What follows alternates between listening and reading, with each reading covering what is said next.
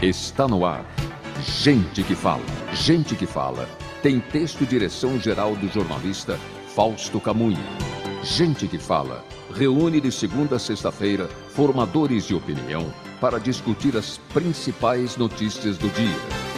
Gente que fala. Tem o selo de qualidade APCOM.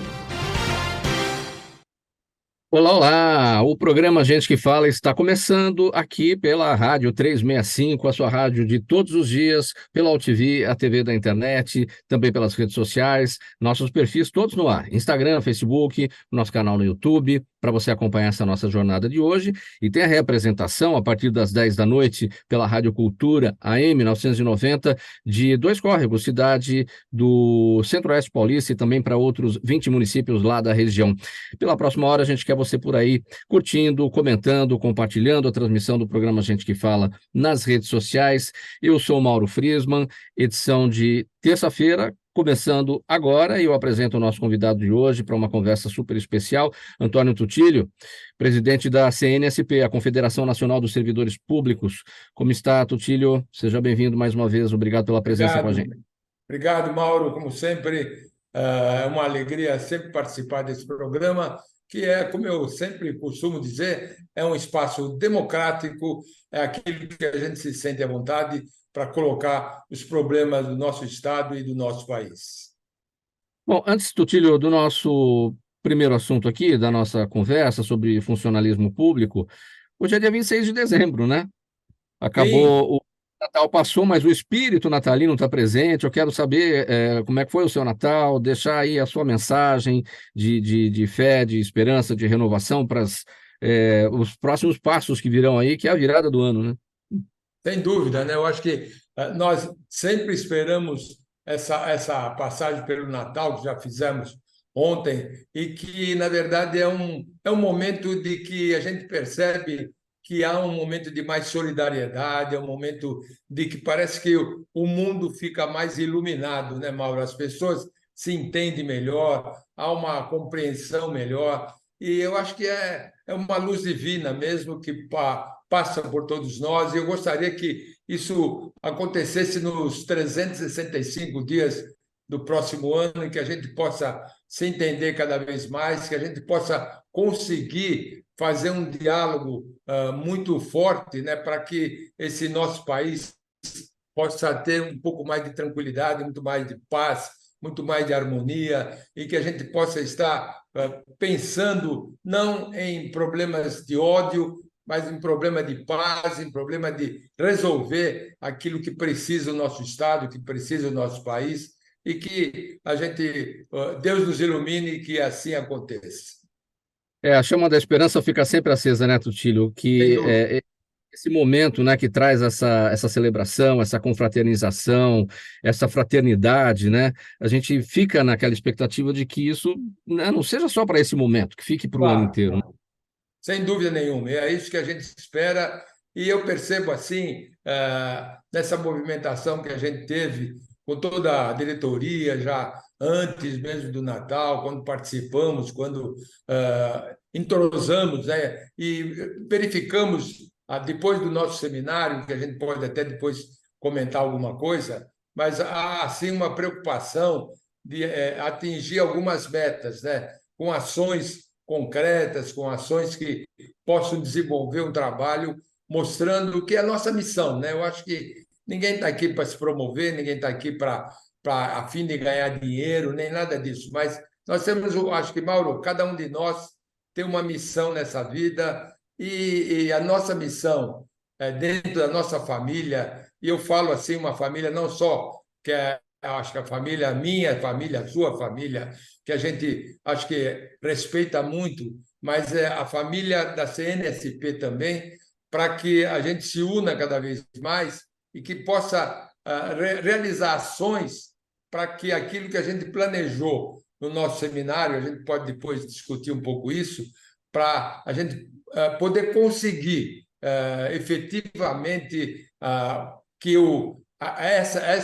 essas metas sejam alcançadas. E, se Deus quiser, vamos ter um ano melhor, com mais solidariedade, como você falou, e com mais participação.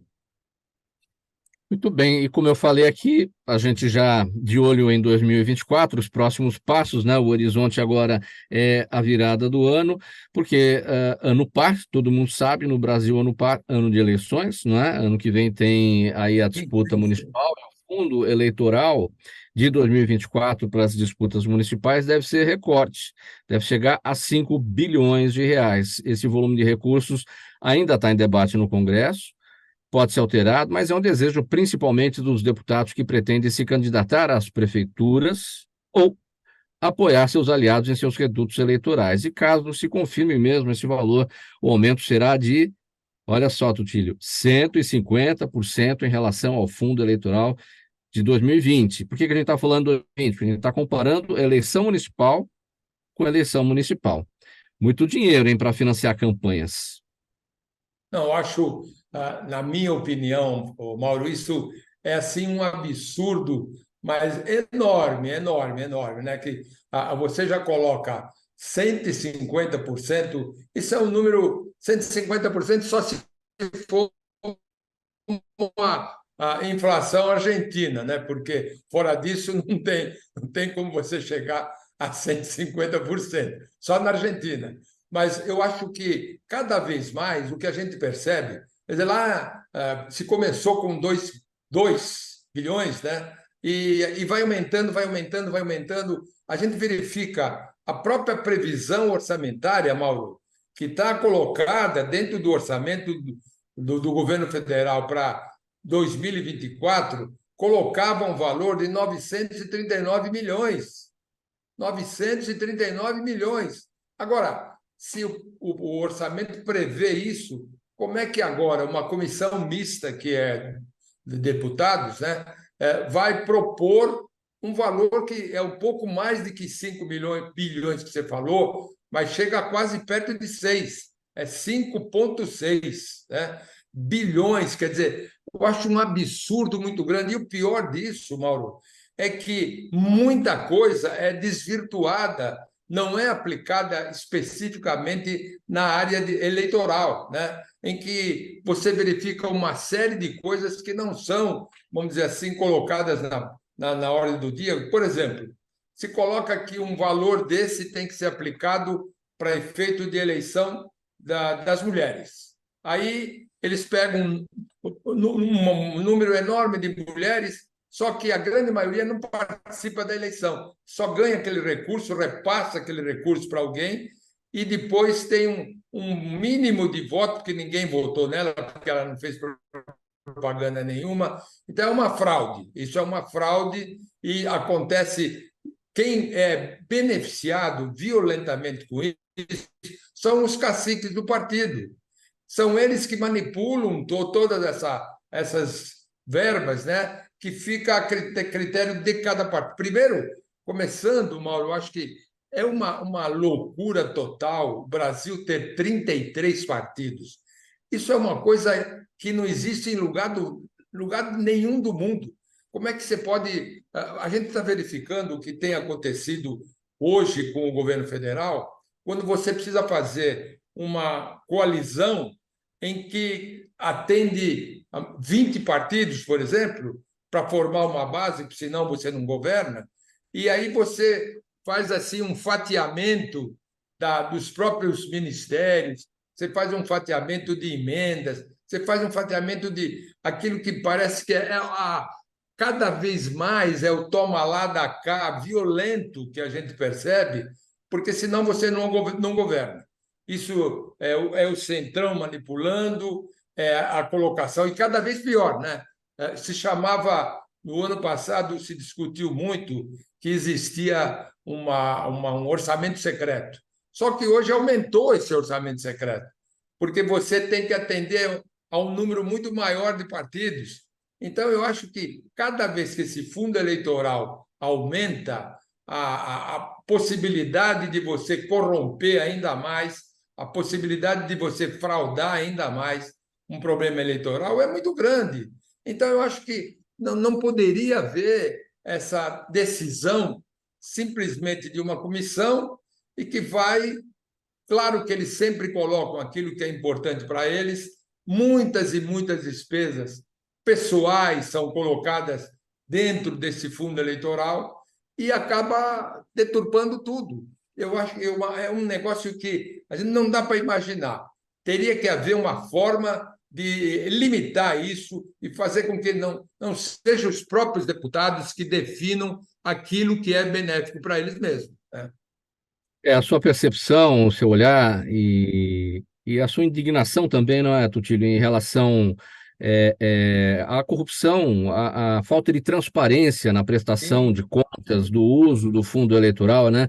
É nesse sentido. E mais do que isso, não é, Tutílio, a gente vê, vai eleição, e a gente não consegue entrar num modelo de fato de financiamento de campanhas eleitorais, né? A gente já teve aí toda a experiência com fundo, com dinheiro privado, dinheiro das empresas, isso foi um caos, enfim, foi proibido, e aí é a doação da pessoa física, é o fundo eleitoral com dinheiro público, não se sabe exatamente ainda qual é o modelo, qual é o caminho para a gente chegar num ponto que possa usar esse dinheiro com seriedade, de forma eficiente, e que possa levar de fato ao eleitor a mensagem que os partidos querem levar e que depois cumpram, né, de fato, a mensagem que levaram para o eleitor, né? perfeito. É exatamente isso que nós precisaríamos atingir, né? Mas estamos longe, né, Mauro? Mas muito longe de conseguir, né? Muito longe de conseguir. Tem que haver alguma norma específica para que eles não possam, a todo momento e a toda eleição, alterar, mudar ao seu bel prazer, né? Isso parte deles propriamente. Não havendo Claro. vontade para isso, a gente vai ficar nesse mesmo debate toda eleição. Daqui a 2 anos, quando tiver a próxima eleição, tem essa desse ano, né? Mas daqui a 3 anos, né, de 2026, quando tiver a próxima, a gente vai estar aqui nesse debate, nessa discussão. Aí vamos estar falando a mesma coisa, vamos estar criticando outra vez. É a mesma coisa que isso aí, a gente falar de reforma política. Precisa fazer uma reforma política.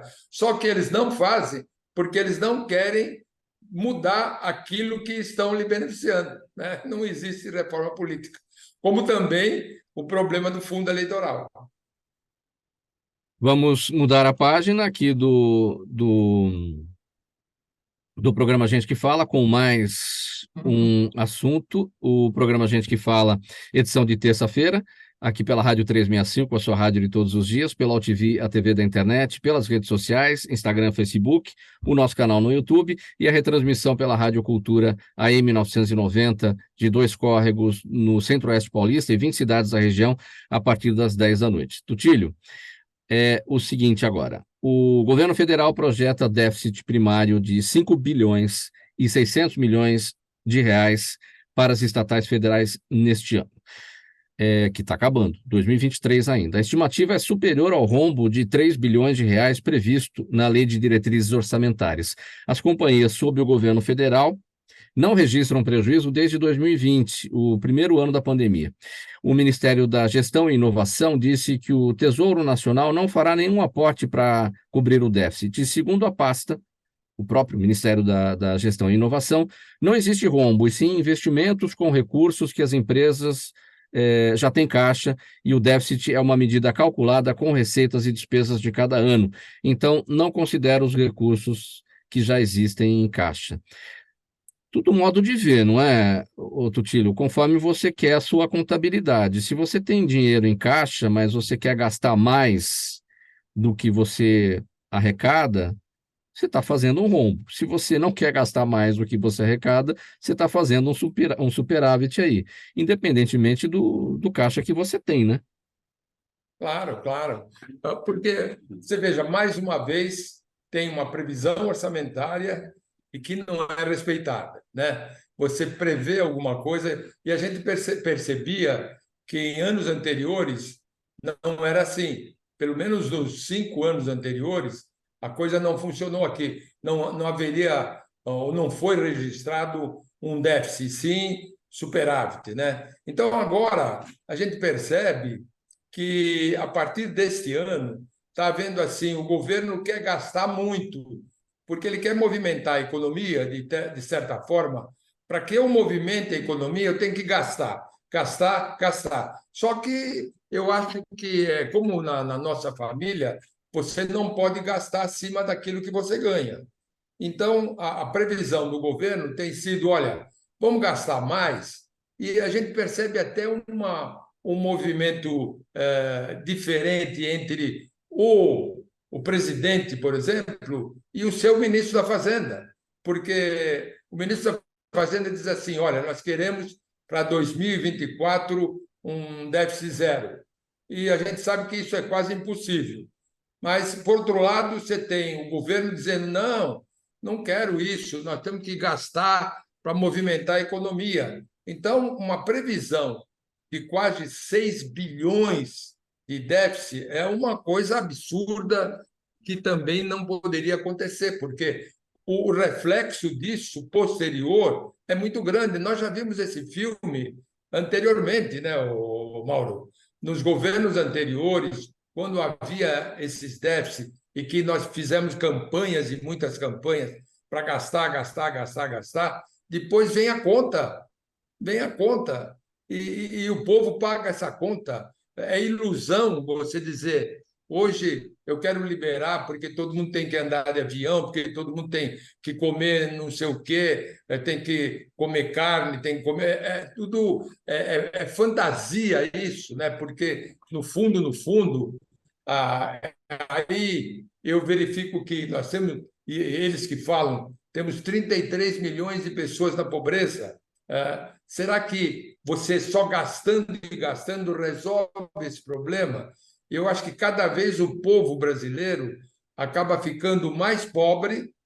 Isso está acontecendo, já aconteceu na Venezuela, está acontecendo flagrantemente na Argentina, né? Em que a Argentina é um exemplo típico, né, Mauro? Quem conheceu, eu conheci a Argentina, que era país de primeiro mundo, né? Era uma economia fantástica, né? Hoje você vê com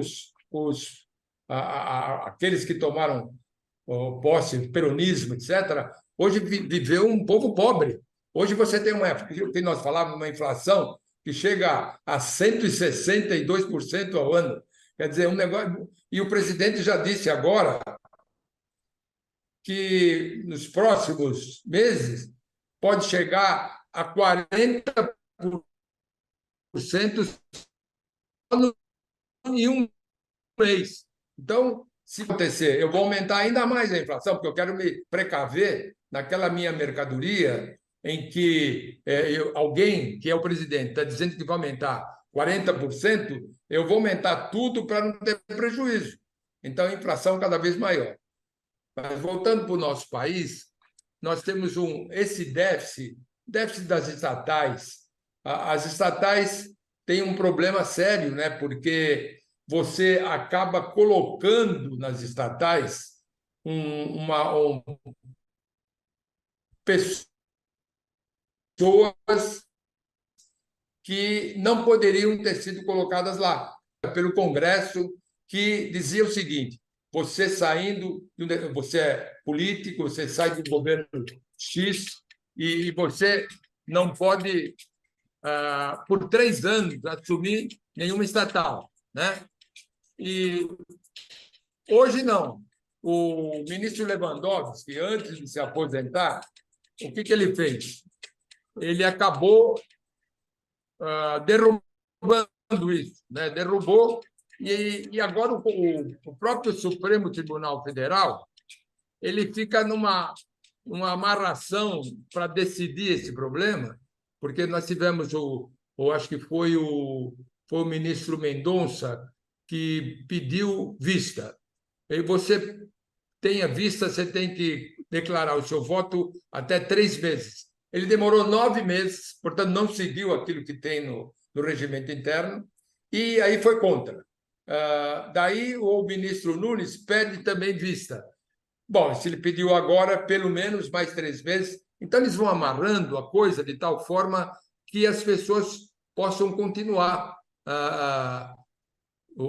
colocando nas estatais as pessoas que não poderiam ficar, são políticos. E políticos, o que acontece? Ele vai mexer na política, vai fazer com que o seu partido seja beneficiado, vai facilitar, eu acho que a abertura para a corrupção acaba sendo muito grande, e a gente não pode ter um déficit de 6 bilhões quase numa coisa dessa. Então, aí a gente vai verificar um problema de privatização até, né? Olha, nós somos favoráveis ou contrário à privatização. Estatais devem continuar com todo o recurso do governo federal ou não? Será que tem alguma coisa que a gente poderia. Não existe dinheiro para tudo, Mauro. O governo não pode simplesmente resolver tudo. Ele tem que, aquilo que é necessário, realmente deixar o setor privado também participar, porque só assim a coisa começa a melhorar um pouquinho, né? Eu acho que ninguém é a favor totalmente de privatização e ninguém é contra totalmente privatização. Tem que se estudar o caso a caso. Tem que verificar se esse assunto de água, por exemplo, em São Paulo, é importante privatizar ou não. Então, essa análise às vezes não é feita e se deturpa tudo e se coloca dentro das estatais um aspecto puramente político. E, bom, veja o que aconteceu com a Petrobras, né, anteriormente, e agora parece que está voltando, né? Está voltando depois de uma revisão boa, está voltando aos mesmos problemas e a Petrobras regrediu tremendamente no seu balanço, né? Então é um problema sério, muito sério. Agora, em relação ao déficit ainda, Tutílio, esse descompasso muitas vezes visto entre o executivo, entre o presidente, na verdade, e o seu ministro da Fazenda, e que a gente vê aqui, né, o que está acontecendo entre o ministro Haddad e o presidente Lula, com posicionamentos diferentes em relação ao déficit primário, isso também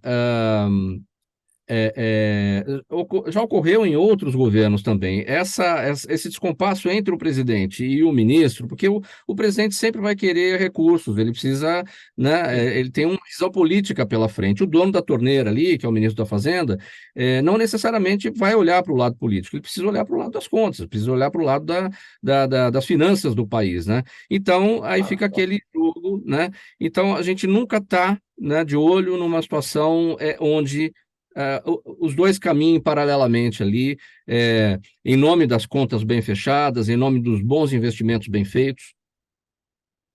Sem dúvida, é a lei de responsabilidade fiscal, né? Esse é o grande drama que às vezes eles não querem seguir para fazer com que a parte política seja atendida. E isso não pode acontecer. Eu acho que um grande foco, você tem que ter responsabilidade fiscal, sem dúvida nenhuma.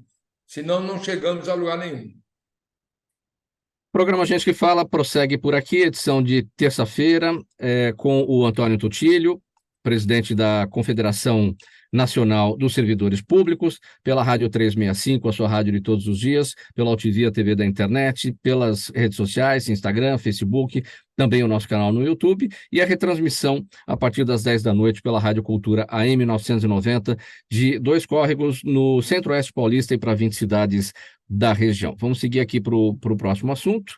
O Supremo Tribunal Federal, Tutílio, autorizou o governo federal para usar um modelo alternativo para pagar precatórios. O que são os precatórios? São as dívidas da União reconhecidas pela Justiça, e esse valor deve chegar a 95 bilhões de reais este ano. O relator do caso, o ministro Luiz Fux, votou para permitir o uso de créditos extraordinários aprovados pelo Congresso para esses pagamentos. E, com isso, o governo não conseguiria honrar os pagamentos sem esbarrar nas regras fiscais. Então, não se pode esbarrar nas regras fiscais, mas também não pode se deixar de pagar o precatório, que é uma sentença, é uma ordem judicial, né? E a gente, quantas vezes a gente vê as filas de gente aí esperando precatório, morrem e não recebem.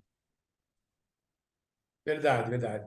Aliás, nós temos um levantamento aqui, Mauro, que mais de 100 mil pessoas já faleceram e não receberam precatório. Claro que isso fica para a família, mas é uma coisa que as pessoas. Eu tenho até um caso de exemplo. Eu fui num velório do maestro Totó, que era chamado, e o filho dele me disse: Olha, ele acabou de falecer e ele tinha um desejo tão grande de comprar um piano para o seu neto, e ele não conseguiu porque o precatório não foi atendido. Então, hoje, no estado de São Paulo, por exemplo, fazem 12 anos que está atrasado o precatório.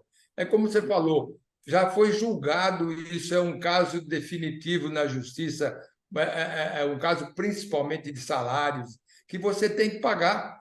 E o que acontece?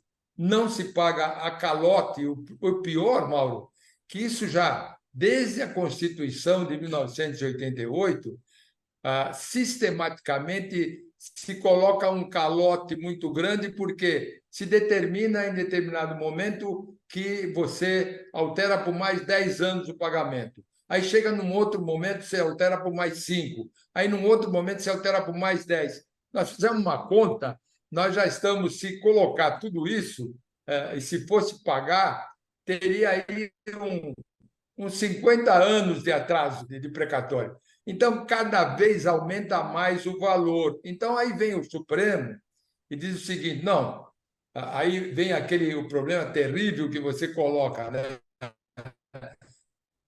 Eu entro com o aspecto fiscal, responsabilidade fiscal, ou pago precatório? Não, olha, vamos fazer o seguinte: vamos para a responsabilidade fiscal, a gente pode pagar o precatório. É um valor alto, mas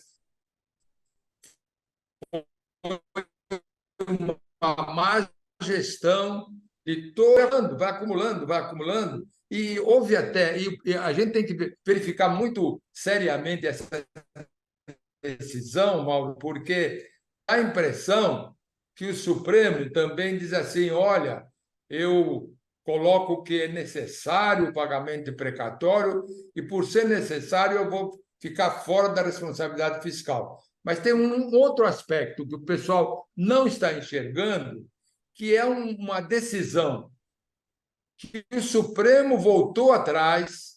Eu peguei uma decisão lá atrás do Alexandre de Moraes, quando ele dizia que a correção, se você fica muito tempo sem pagar precatório, você tem que pagar os juros. É natural que isso seja feito e seja calculado, né, de uma forma justa. Então, lá atrás, o ministro Alexandre de Moraes disse que isso deveria ser corrigido pelo IPCA. E isso é uma forma justa. Agora, dentro dessa decisão que é para pagar os precatórios, também inclui uma outra decisão que, ao invés de você pagar pelo IPCA, você paga pela taxa Selic. A taxa Selic é quase zero na correção, entendeu? Então, isso vai prejudicar tremendamente quem vai ter que receber o seu precatório muito atrasado, e eles simplesmente decidiram terminar com aquela decisão que eles mesmos haviam feito, que era para pagar através dos juros com o IPCA, que é o que todo mundo faz, e agora mudou. E mudou em prejuízo de quem tem que receber precatório. Eu vou lhe dar um exemplo, Mauro. O caso pessoal até, caso meu. Eu tinha esquecido, em 1978, olha, vou te dizer, a data 1978. Eu entrei num grupo que lutava pelo gatilho salarial. E nós ganhamos, né? Nós ganhamos e foi feito o precatório. Aí, quando chegou esse ano aqui, no início desse ano aqui, eu tenho que fazer imposto de renda, né? Então, eu tenho pré-preenchido. Eu fui verificar o pré-preenchimento e tinha um valor que a Procuradoria-Geral havia pago para Antônio Tucílio, um valor que eu não recebi. Mas eu não coloquei. Não coloquei. Eu não colocando, eu entrei na malha fina. E eu tive que retificar minha declaração para dizer que eu não havia recebido, que eu tinha direito àquilo, e de 1978, e até hoje eu não recebi. E até hoje eu não recebi. Olha, e aí vem a Procuradoria, e tem um outro ponto importante aí que eu gostaria de colocar, porque, infelizmente, Mauro, o Tribunal de Justiça não tem interesse de pagar precatório. Ele tem obrigação de pagar, mas não tem vontade de pagar. Por quê? Porque todo depósito judicial que é colocado em banco tem uma comissão que vai diretamente para o Tribunal de Justiça de São Paulo. E isso não pode acontecer, Mauro. Não pode acontecer, porque eles postergam o pagamento. Veja esse caso, que é de 1978, não paga, e não pagando eu ganho uma comissão maior. Isso é uma beleza, isso é uma coisa maravilhosa para o tribunal, né? Não pode Vamos acontecer nos isso, não pode acontecer. Tutílio, vamos nos debruçar sobre esse exemplo aí que você deu. Então, o caso é de 1978, você não recebeu e estava lá no pré-preenchimento da declaração de imposto de renda que você tinha. Exatamente. Quer dizer, então, como você não recebeu, você falou, bom, eu vou eliminar isso daqui, e pelo fato de ter eliminado, você caiu na malha fina. Você poderia ter deixado, se você não pagaria Exatamente. aquilo que o precatório não gera imposto de renda. Mas você iria apresentar um recurso em caixa que você também não tem, ou seja, é uma salada, né? Que depois você tem que se explicar ainda, né? Quer dizer, o governo acaba não acertando a situação, Total. tem que assumir o ônus da explicação daquilo para a Receita Federal depois. É impressionante, é impressionante. É uma coisa inacreditável, né? Inacreditável. Né? E nessa questão ainda dos precatórios, qual que é a fila mais atrasada, do governo federal ou a nossa aqui? Eu acho que a nossa é mais atrasada, viu, Mauro? O São, e alguns estados, especialmente São Paulo, Estado e Prefeitura de São Paulo são as mais atrasadas. Sim. Bom, a gente vai seguir num outro assunto aqui, que tem a ver com o que a gente tratou agora. O Supremo Tribunal Federal autorizou o. Não, isso aqui já foi, né? Agora a gente vai falar da OAB São Paulo. A gente estava falando justamente da autorização do governo, do Supremo Tribunal Federal para o governo usar esse modelo alternativo de pagamento de precatórios. A gente vai falar da OAB São Paulo, que enviou no início do mês de dezembro um ofício à presidente do TRF3, é o Tribunal Regional Federal da Terceira Região, a desembargadora federal Marisa Santos, pedindo que o tribunal estabeleça um prazo de até 60 dias corridos para expedição de requisição de pequeno valor ou precatório após a decisão homologatória dos cálculos de liquidação e determinação de pagamento. O texto argumenta que o número de processos movidos contra o INSS cresceu nos últimos anos e que, apesar de todos os esforços do tribunal, ainda se verifica uma morosidade em várias fases do processo, sobretudo em primeira instância. Olha, Tutílio, sonho de consumo, né?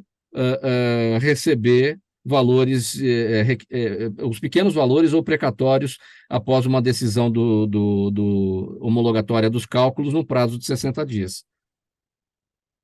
Olha, Mauro, nós já falamos bastante de precatórios, mas envolvendo o problema precatório, existe a requisição de pequeno valor, né? Porque quando um valor é pequeno, o próprio nome está colocando, aquilo é pago mais imediatamente, né? Não entra na fila, né, tradicional em que você fica nos precatórios. Todo valor menor você paga rapidamente. E aconteceu o quê? Aconteceu que lá no governo Dória, aqui em São Paulo, estou dando exemplo de São Paulo, o governo Dória, esse pequeno valor, nós recebíamos um valor até R$ 33 mil. O que fez o governador Dória na ocasião? Ele reduziu esse pequeno valor para R$ 11 mil. De 33 foi para 11 mil quando se paga imediatamente a requisição do pequeno valor. E isso nós estamos batalhando até hoje, aliás, é uma das nossas metas para o ano que vem, é tentar retificar essa lei do governo estadual para que volte ao valor anterior, né, que era o 33, ou pelo menos, se dê, por exemplo, a Prefeitura de São Paulo, hoje paga 27 mil de requisição de pequeno valor, esse de imediato. E o Estado de São Paulo continua só com uma pequena correçãozinha dos 11, hoje deve estar em 13 mil e alguma coisa. Então, nós queremos retificar esse valor e voltar pelo menos ao valor original, que era 30, pelo menos no valor que hoje a prefeitura paga, que é 27 mil, que é um negócio pequeno, mas que ajuda muita gente. Você tem muito aposentado, muito pensionista, que exatamente nessa oportunidade, Mauro, tem os maiores problemas, né? Problema de saúde, o problema da remédio, um problema de médico, tudo, né? Eu acho que você tem que fazer com que essa área social também seja colocado em primeiro plano. Então, por que você fazer com que ele receba só um pouquinho? Receba pelo menos o valor necessário, que já é um absurdo esperar tanto tempo. Essa requisição de pequeno valor daria um resultado mais imediato e resolveria muitos problemas, principalmente para o aposentado e pensionista. Aqui eu estou falando do estado de São Paulo, mas é no Brasil inteiro que as pessoas têm que voltar para esse campo social, Mauro. Desde que ano esse valor para as requisições de pequeno volume, aí, de pequeno valor, está em 13 mil, Tutílio? Tá, não, Tutílio? 13 mil foi agora atualizado no tempo do Dória, que é de 33 para 11. E depois, com o ano seguinte, pequenas correções, hoje está em 13 mil e alguma coisa, coisa de 2 anos, 1 ano e meio, né? Então, veja, e era 33 lá é do Dória, né? Que não faz tanto tempo assim, né? E hoje a ideia, então, Certo? é para 27 mil reais. Pelo menos, pelo menos. A gente vai brigar para voltar aos 33, mas se não puder, pelo menos os 33, que pelo menos se chegue a 27, que é o que a prefeitura hoje está pagando. Minimizaria o problema. Dá para ter ideia, Tutílio, de quantas pessoas seriam beneficiadas, ou seja, aquelas que estão na fila interminável, que passam a ter a possibilidade de receber, justamente porque é pequeno valor, é até 27 mil, ou é até 33 mil, é um ou outro. Não, o volume, o total, esse número global, eu realmente não tenho, mas eu acho que é bastante gente, é bastante gente. Se bobear, é a Eu não maioria, hein? tenho. Se não for a maioria, se não for a maioria. Porque é um valor pequeno, né? Se você verificar as coisas como estão hoje no Brasil, que tudo é muito caro, né? Tudo é muito caro. Então, o que representa hoje um valor de 11 mil, de 13 mil? É pouca coisa, né, Mauro? Pelo menos as pessoas poderiam, com 27 ou com 33, resolver seus pequenos problemas, né? Tutílio, como punir o Estado? E aí eu não falo Estado de São Paulo, o Estado do Rio, qualquer Estado. Eu falo do Estado brasileiro, qualquer ente que deva precatórios para os seus, né? Como punir o Estado quando ele não paga o que deve? Porque é uma sentença judicial, é uma decisão obrigatória e o Estado simplesmente vai lesando e deixa para trás. Como punir o Estado por conta do não cumprimento disso?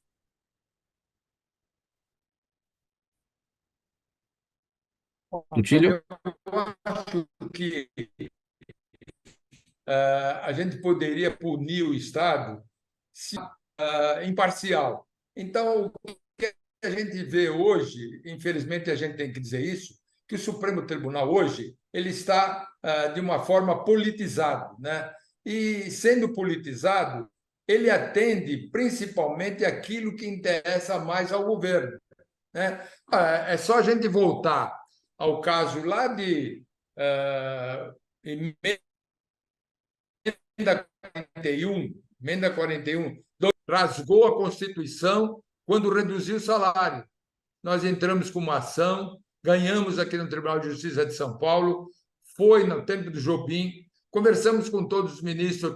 Eu repito muito isso porque é um absurdo o que aconteceu, porque eles reduziram o salário, não só reduziram o salário na emenda 41, como também fizeram com que os aposentados e pensionistas que já tinham deixado de pagar a contribuição, porque tinham pago há 40, 50 anos, voltou desde 2003 até hoje, é assim, pagando ainda a sua contribuição depois de aposentado. O único país do mundo em que o aposentado continua contribuindo após a aposentadoria.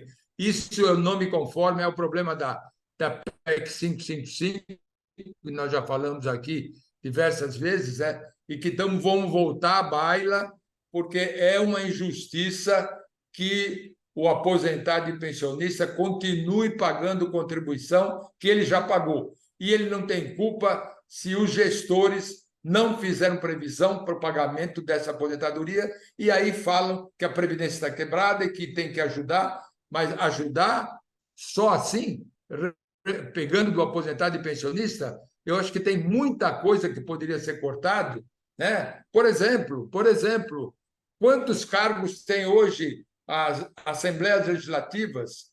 Quantos? É só na Assembleia Legislativa de São Paulo eu tenho mais de 3.000 cargos comissionados que foram indicados pelos deputados.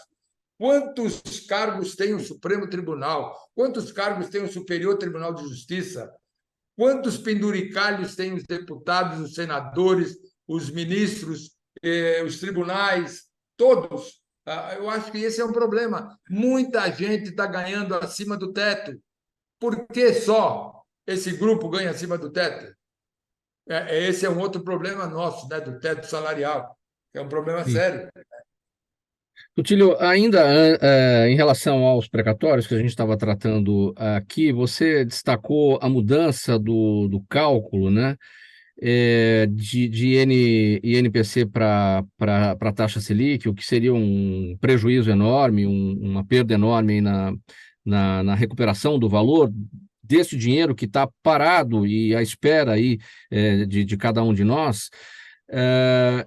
Uma mudança como essa, ela não deveria valer num outro jogo? Por exemplo, quem já está no jogo tem que valer a correção que está valendo, né? Você mudar a regra no meio do jogo, vamos supor, quem vai entrar com uma ação agora contra o Estado e vai entrar para essa fila de recebimento do precatório, essa pode ser uma nova regra. Agora, para quem já está no jogo, você não pode fazer esse tipo de mudança. Não, eu concordo plenamente com a tua colocação e deveria ser assim, mas como é que eu posso esperar que isso aconteça quando é o próprio Supremo Tribunal Federal que decide e não tem mais como apelar, que aí é só com o Papa, porque passando do Supremo não tem mais aonde você apelar. E foi quem julgou? Foi o Supremo Tribunal Federal. Não pode acontecer isso, né? Eu preciso desligar aqui. Não pode acontecer isso, né? O Supremo é a última palavra. E a última palavra foi mudar durante o jogo. Não pode mudar. Mas parece que o Supremo hoje faz aquilo que lhe interessa, né? Não dá, né? Não dá. Esse é um problema sério. O problema politizado está fazendo com que muita coisa que deve ser resolvida está sendo resolvida pelo Supremo Tribunal Federal. Então, os poderes parecem que não estão mais em harmonia. Seguindo aqui com o programa Gente que Fala, edição de terça-feira, nossa conversa com o Antônio Tutílio, presidente da Confederação Nacional dos Servidores Públicos, pela Rádio 365, a sua rádio de todos os dias, pela UTV, a TV da internet, nossas imagens, também pelo Instagram, pelo Facebook, as redes sociais, nosso canal no YouTube e a retransmissão a partir das 10 da noite pela Rádio Cultura AM 990 de Dois Córregos, cidade do Centro-Oeste Paulista, e o sinal lá também para 20 outros municípios da região do Centro-Oeste. Vamos falar sobre o próximo tema. A fixação do subteto único no estado de São Paulo tem sido um dos temas mais abordados pelas entidades ligadas ao funcionalismo público. Segundo as associações, a fixação do subteto com base no salário dos desembargadores reduziria a perda salarial com a inflação, não implicaria em aumento significativo na folha de pagamentos e nem feriria a lei de responsabilidade fiscal. Vamos tratar mais uma vez esse assunto, tantas vezes a gente abordou isso por aqui, não é, Tutílio? Em que pé que anda a situação da fixação do subteto com base, né, no salário dos desembargadores? a questão de alguns dias atrás, falamos, inclusive, estivemos não só com o presidente da Assembleia Legislativa, André do Prado, mas também falamos com o delegado Olim, que está nos ajudando nessa parte, porque existe o problema do subteto salarial do Estado de São Paulo. Já colocamos esse problema, mas volto a dizer, existe um problema político aí, porque só São Paulo funciona assim. 20 estados já resolveram o seu problema, porque nós não ficamos conformados, Mauro, que sendo São Paulo o maior estado da federação, com o maior PIB do Brasil, quase 40% de toda a riqueza do nosso país é aqui, é em São Paulo. Então, como é que São Paulo pode ter o pior salário de toda a federação? Isso não dá para se conformar. Até antes desse fato de que aumentaram o salário do governador no início desse ano em 50%, foi para minimizar. Porque nós fizemos um estudo, nos últimos 11 anos, a inflação cresceu 100%, para 99,8%, 100%, em 11 anos. Sabe quanto cresceu o valor do salário do governador? 23%. Então, uma defasagem de mais de 63%. Por quê? Porque é o salário do governador que é o limite de teto para o executivo, assim como é o salário do deputado o limite de teto para a área legislativa. E a parte judiciária é os desembargadores. Os desembargadores até hoje já estão recebendo até um limite do Supremo Tribunal Federal, né? Então, 2 pesos e 2 medidas. E nós não queremos que isso continue sendo uma forma política de resolver o problema. Nós queremos que a Constituição determina, artigo 37, inciso 10, que cada Estado possa resolver o seu problema, mas tendo como limite o valor do salário, não, 90,25% do salário dos desembargadores. Então, é isso que a gente está pleiteando. Se 20 estados já resolveram, por que São Paulo, que é o maior deles, que leva tudo nas costas, né, não possa ter? E nós estamos perdendo muita gente, Mauro. Vou dar um exemplo. Secretaria da Fazenda de São Paulo, que é um local importante, onde se faz toda a arrecadação do Estado, perdeu 180 pessoas de alto nível. Mas por que saiu? Claro, saiu porque se ela vai para outro estado ou vai para o setor privado, ela vai ganhar mais. Olha, eu tenho casos, é bom a gente colocar exemplos. Eu tenho amigos meus que, em função daquilo que eu disse, que lá na emenda 41 reduziu o salário, e se ele fosse ganhar aquilo que ele ganhava lá em 2003, com todas as reformulações, hoje ele ganha daquilo que está no seu olerite legalmente, tem um abate-teto que ele ganha 25% só do seu salário. Um negócio impressionante. Por quê? Porque isso não é valorizado. Mais uma vez, agora já tem um projeto na Assembleia, e esse projeto diz o quê? O salário do governador permanece o mesmo. Mas chegou um ano, passou um ano, a própria Constituição diz, olha, artigo 37, vamos fazer revisão, no mínimo, de acordo com a inflação do período. E agora vem um projeto, está sendo discutido exatamente agora na Assembleia, e já ficou para debater isso, né? Dizendo o salário do governador não aumenta. Se o salário não aumentar, não aumenta o limite do executivo. E começa outra vez aquela defasagem. Então, nós queríamos que uma PEC seja resolvida, projeto de emenda da Constituição, de São Paulo, que já aprovamos, há 4 anos atrás aprovamos, e depois foi uma liminar em que o prefeito de São Bernardo do Campo colocou, porque realmente tinha um problema de município, que não poderia entrar nisso, mas já estava aprovado. Então, estamos querendo outra vez, estamos falando com o governador, com o presidente da Assembleia, que coloca uma PEC dizendo aquilo que a Constituição determina, que os 90,25% do desembargador seja um teto para que a gente não perca. Isso envolve toda a área fazendária, né, os analistas, envolve a polícia militar, envolve os delegados de polícia, envolve a parte científica, que é importante demais. Instituto Adolfo Lutz veio conversar comigo, envolve todas as universidades de São Paulo, que, através de uma liminar, elas conseguiram, o Toffoli deu uma liminar, que as universidades, que têm todo o direito, elas são as melhores universidades do país, são as 3 de São Paulo, UF, Unesp e Unicamp, mas só que é liminar. Amanhã pode cair essa liminar. Mas por que só para as universidades e não para cientistas e não para analista técnico? Tem que haver uma solução para que haja, por exemplo, uma coisa uniforme em todo o Brasil. Nós não estamos falando só de São Paulo. Até combinamos que nós vamos lutar para que isso seja a nível de Brasil como um todo, né? Que cada estado, já 20 resolveram, 20. Então, São Paulo tem que resolver o seu, né?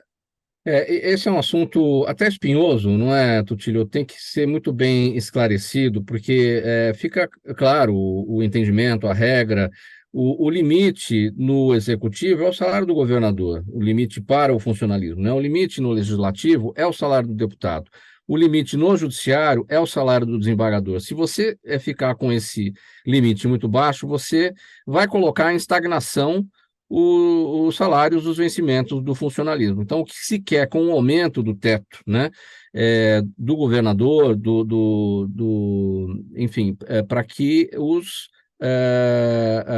o plano de cargos e carreiras, de fato, funcione no ponto de vista da remuneração, né?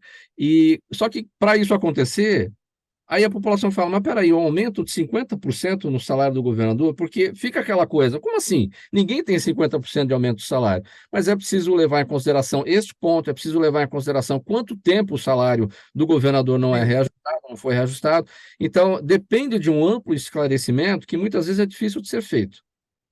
É verdade, é verdade. Prova é que o governador Dória dizia, em termos de marketing, né? Ele dizia, olha, o meu salário eu dou para assistência, caridade, etc., eu dou para essa instituição, mas é um problema dele. Mas o servidor não pode dar salário para ninguém, ele tem que ter um mínimo, né? E vou dizer mais, né, Mauro? Esse valor, já com aquela atualização dos 50% no início desse ano, fez com que esse valor, se for aprovado, ele vai representar 0,18% de toda a folha salarial, e que está muito, muito longe do limite prudencial em termos da receita corrente líquida. Está tranquilo que São Paulo, por incrível que pareça, exatamente por isso, é um dos estados que menos paga pessoal no seu global, né, no seu valor global. Então, isso eu acho que precisa ser reformulado, né? Bom, nosso último tópico aqui, Tutilo, que nosso tempo aqui já está acabando, a gente já está indo para o final dessa edição do programa Gente que Fala. Teve uma sessão solene na Assembleia Legislativa para comemorar os 30 anos da CNSP, a Confederação Nacional dos Servidores Públicos. Muita alegria por lá, muita celebração em razão dessa data muito importante para vocês.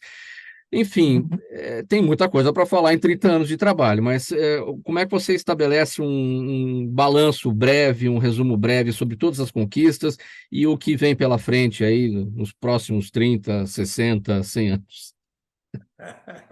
Não, foi muito bom. Aliás, queremos agradecer o deputado Meca, né, que nos fez essa homenagem dos 30 anos de luta, né, 30 anos de batalhas, desde o início, né? Eu acho que nós temos uma missão, né?